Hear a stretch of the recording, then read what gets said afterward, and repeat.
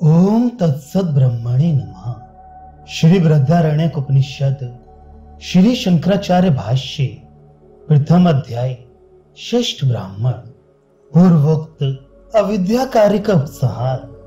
नाम सामान्य भूता वाक्, यह जो साध्य साधन रूप व्याकृत जगत और प्राणात्म प्राप्ति पर्यंत उत्कर्ष वाला, उसका फल भी अविद्या के विषय रूप से आरंभ किया गया है तथा वृक्ष के बीज के समान जो अव्याकृत शब्द से कही जाने वाली इसके व्याकरण अर्थात व्यक्त होने से पूर्व की अवस्था है। ये नाम रूप और कर्म तीन का समुदाय है। उन नामों की वाक ये उक्त अर्थात कारण है, क्योंकि सारे नाम इसी से उत्पन्न होते हैं। ये इनका साम है, यही सब नामों में समान है। ये इनका ब्रह्म है, क्योंकि यही समस्त नामों को धारण करती है। त्रय क्या है? वह त्रय क्या है सो बतलाया जाता है। नाम रूप और कर्म ये अनात्मा ही वह त्रय है। जो साक्षात अपरोक्ष ब्रह्म है वह आत्मा नहीं, अतः मुमुक्ष इससे विरक्त हो जाए।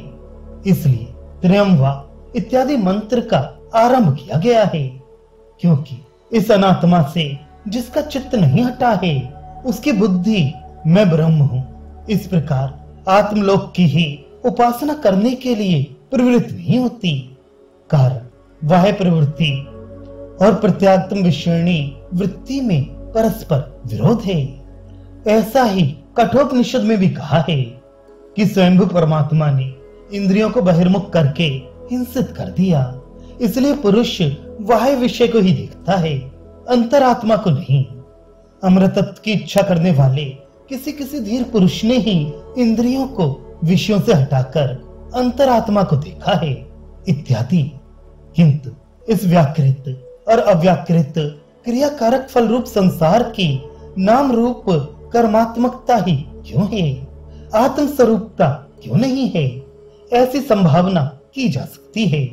अतः इस विषय में कहते हैं जिनका उल्लेख किया गया है उन नामों का वाक ये शब्द सामान्य कहा जाता है, क्योंकि ऐसा कहा गया है कि जो कुछ शब्द है वह वाक ही है। इसलिए वाक इस शब्द का जो अर्थ है वह शब्द सामान्य मात्र इन नाम विशेषों का उक्त कारण अर्थात उपादान है। जिस प्रकार सैंधव गिरी सैंधव लवण के कणों का, यही बात श्रुति कहती है, क्योंकि इस नाम सामान्य से ही लवणाचल से लवण के कणों के समान समस्त नाम यज्ञदत्त देवदत्त इत्यादि नाम विभाग उत्पन्न अर्थात विभक्त होते हैं और कार्य कारण से अभिन्न होता है तथा विशेष भी सामान्य के अंतर्गत रहते हैं। किंतु नाम और वाक का सामान्य विशेष भाग किस प्रकार है सो बतलाते हैं। ये शब्द सामान्य ही इन नाम विशेषों का साम है।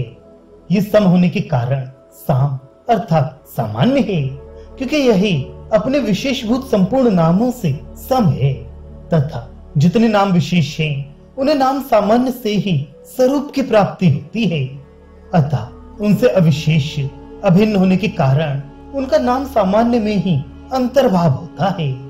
जिससे जिसको अपने स्वरूप की प्राप्ति होती है उससे वह अभिन्न ही देखा गया है, जैसे मृतिका से घट आदि का अभेद है।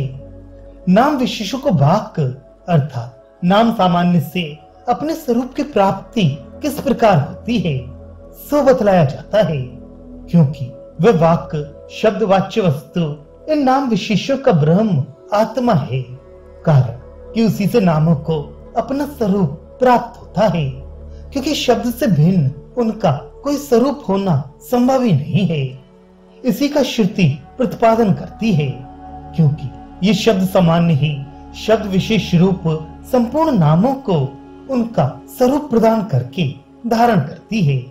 इस प्रकार कार्य कारणत्व सामान्य विशेषत्व और आत्म प्रदानत्व की उत्पत्ति होने से नाम विशेषों की शब्द मात्रता सिद्ध होती है। इसी प्रकार आगे कहे जाने वाले दो पर्यायों में भी उपर्युक्त सारी योजना लगा देनी चाहिए।